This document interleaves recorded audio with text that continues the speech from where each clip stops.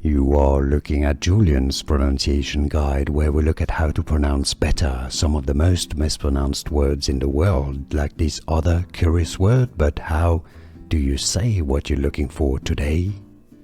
Let's learn how to pronounce this fascinating word of this medication molecule. If you want to learn more names from medicine, stay tuned. There are more videos for you you'll want to listen to and learn from. Serratiopeptidase is the English pronunciation. British English, the Americans would use a flap T, that sounds like a D generally. Serratiopeptidase is the American English US pronunciation. So serratio or serratiopeptidase, serratiopeptidase or serratiopeptidase, and now you know.